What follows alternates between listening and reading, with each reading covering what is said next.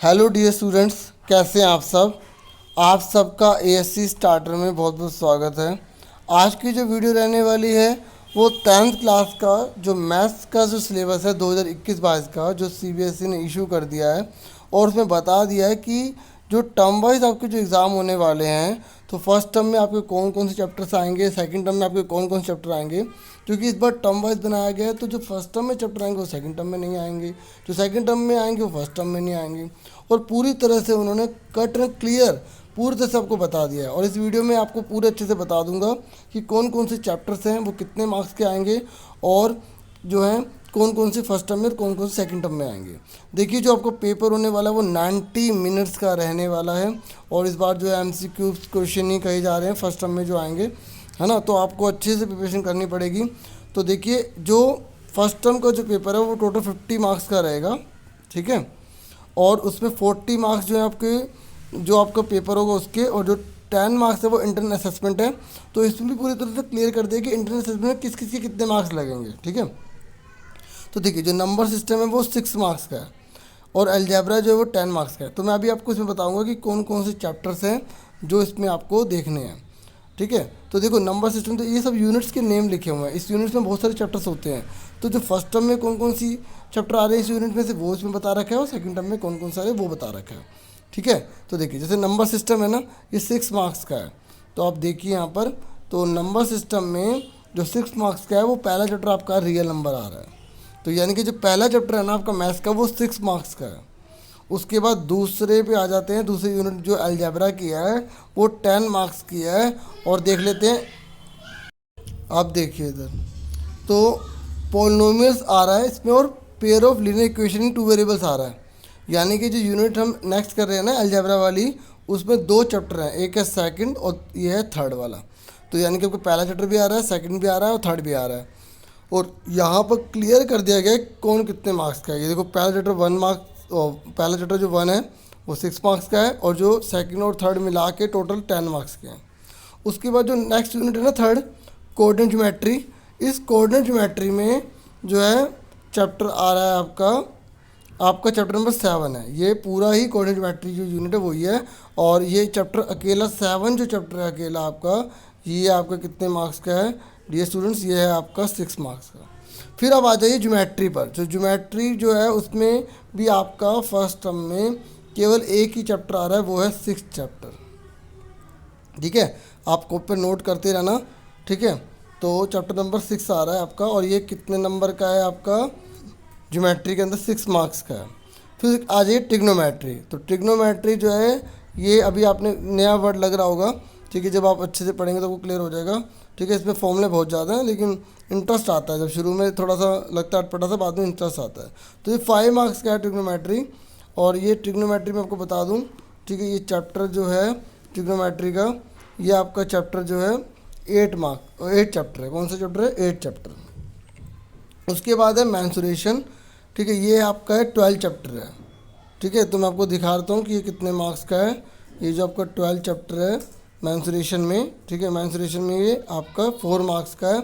उसके बाद statistical probability के अंदर आपका जो है 3 नंबर का है। और ये जो है कौन सा चैप्टर इसमें से आएगा, ठीक है, इसमें आएगा आपका चैप्टर प्रोबेबिलिटी, यानी कि 15 चैप्टर, ठीक है।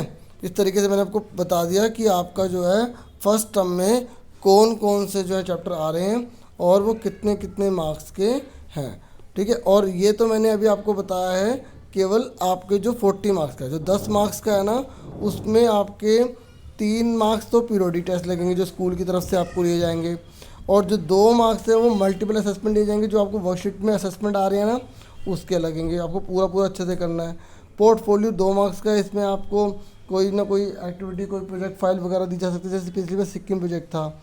ऐसे इसमें प्रैक्टिकल वर्क आपसे करवाया जाएगा, 3 मार्क्स का है, ये हर सब्जेक्ट का होगा ये। इस तरीके से टोटल इसके 10 मार्क्स तो 50 हो जाएंगे। यहाँ तक आपको अच्छे समझ में आ गया ना। तो ये मैंने आपको फर्स्ट टर्म का बताया है। अब मैं आपको सेकंड टर्म का बताने जा रहा हूँ, ठीक है, ताकि अगर आप बाद में इस वीडियो को देखेंगे सेकंड टर्म में तो आपके लिए हेल्पफुल रहेगा, ठीक है। तो अब हम सेकंड टर्म के बारे में देख लेते हैं कि कौन कौन से चैप्टर्स हमारे आने वाले हैं। देखिए, सेकंड जो टर्म है हमारा, अच्छा मैं एक बात और बता दूं कि ASC स्टार्टर के नाम से हमारा टेलीग्राम चैनल भी है, तो आप उससे भी ज्वाइन कर सकते हैं। जैसे उसमें हम PDF वगैरह और इन्फॉर्मेशन प्रोवाइड करते रहते हैं, ठीक है, इसी चैनल के नेम से ही है। चलो सेकंड टर्म में जो है वो अलजेब्रा जो है वो, अब उसमें जो बाकी बचे चैप्टर है ना यूनिट अलजेब्रा में, वो 10 मार्क्स का है। तो अब मैं आपको बता देता हूँ कि कौन कौन से बचे हैं।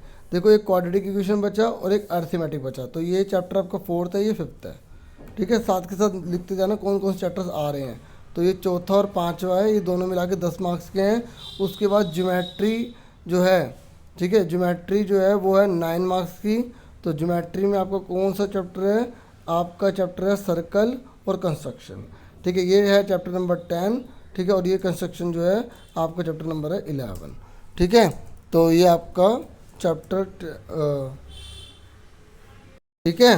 तो अब उसके बाद आ जाइए ट्रिग्नोमेट्री पे। तो देखिए, ट्रिग्नोमेट्री जो आपके 7 मार्क्स की है, और ट्रिग्नोमेट्री में जो आपका चैप्टर आ रहा है वो आ रहा है सम एप्लीकेशन ऑफ ट्रिग्नोमेट्री। ये आपका चैप्टर नंबर 9 है, ठीक है। इसमें वर्ड प्रॉब्लम से रिलेटेड क्वेश्चन आएंगे।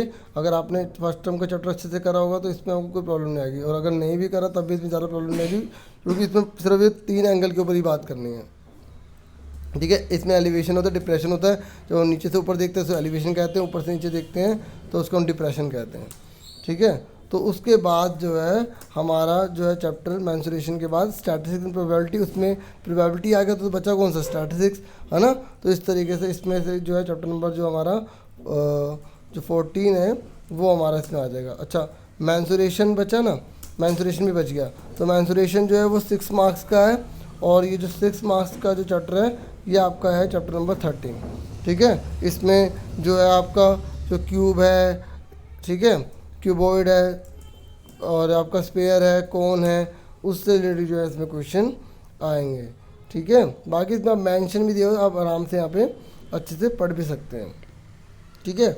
और मैंने स्टैटिस्टिक्स आपको भी ऑलरेडी बता दिया कि जो स्टैटिस्टिक्स है वो है 8 मार्क्स की, और जिसमें आपका चैप्टर नंबर जो है वो 14 आएगा, ठीक है। क्लियर हो गया आप सबको, ठीक है। तो कौन कौन से इसमें चैप्टर्स हैं, जो अलजेब्रा है उसमें है 4th और 5th, और जो ज्योमेट्री है, ठीक है, उसके अंदर जो है आपका चैप्टर नंबर जो है वो 10 और 11 है, और जो ट्रिग्नोमेट्री है उसमें 9 है, मेंसुरेशन में आपका 13 है, स्टैटिस्टिक्स में आपका 14 है, ठीक है। यही चैप्टर है, और इस तरीके से मैंने आपको अच्छे से पूरा बताने की कोशिश की है।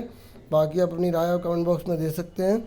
और बाकी 10 मार्क्स का तो बिल्कुल फर्स्ट टर्म में जैसे था वैसे ही रहेगा। पीरियोडिक टेस्ट 3 मार्क्स के हैं, मल्टीपल असेसमेंट 2 मार्क्स के हैं, जो आपको असेसमेंट मिलेंगे ना वर्कशीट के थ्रू, वो वाले, ठीक है। और पोर्टफोलियो 2 मार्क्स का है और 3 मार्क्स का है। जैसे आप पिछली बार आपका पोर्टफोलियो में जैसे आपको कोई भी प्रोजेक्ट वगैरह दे सकते हैं अलग अलग एक्टिविटीज़ करने के लिए, और ये प्रैक्टिकल एक्टिविटी हर सब्जेक्ट की रहेगी, ठीक है। तो ये मैथ्स का था। मुझे पूरी उम्मीद है आपके लिए वीडियो वैल्यूएबल रही होगी।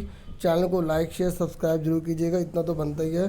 जितना हो सके प्लीज़ शेयर कीजिएगा, आपका सपोर्ट मुझे काफ़ी मोटिवेट करता है।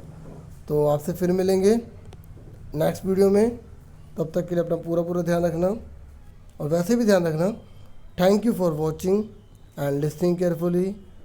Take care your self dear students.